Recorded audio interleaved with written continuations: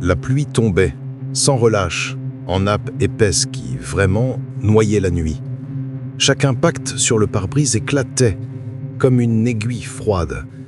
Les essuie-glaces, eux, ils grimaçaient à intervalles réguliers et ils découpaient l'obscurité en éclats fugitifs. Julien roulait. Il était enfermé dans le ronronnement du moteur.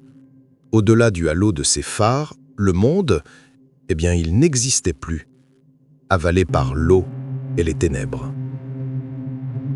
Ça faisait plus de 2 heures qu'il conduisait, sans GPS, sans musique, sans but précis. Il avait quitté l'autoroute presque machinalement, guidé par une urgence qui ne se formulait pas. Fuir. Mais fuir quoi? Il l'ignorait. On sait ce qu'on fuit à 2 heures du matin, pensa-t-il. Jamais ce qu'on espère trouver. Et là, un virage, une lumière orangée. Julien plissa les yeux et il ralentit à peine. Sur le bas-côté, une voiture. Feu de détresse qui clignote. Et à l'intérieur, une silhouette penchée, immobile. Il a hésité, ses mains crispées sur le volant, et il a passé son chemin. Mais aussitôt, une sensation âpre lui est montée à la gorge. Quelque chose clochait. L'image revenait, imprimée au fond de ses paupières.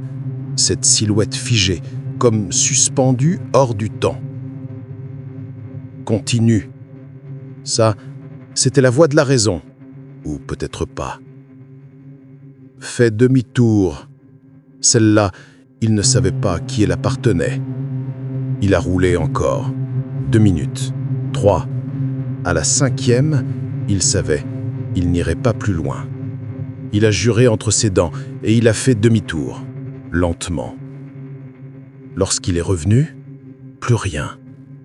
Le bas-côté était désert. Pas de feu, pas de véhicule.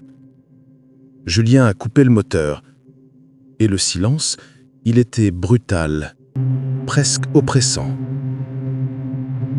Puis, un grésillement a éclaté dans les haut-parleurs. Pourtant, la radio, elle était éteinte. Un souffle s'est fait entendre, long, lent, humain, comme si quelqu'un dormait juste derrière la grille des enceintes. Il a rallumé le moteur. Quelques virages plus loin, la radio s'est allumée d'elle-même. Une voix d'enfant, étouffée par l'écho, s'est infiltrée dans l'habitacle. « Il fait noir. Maman ?» Julien a juré. Il a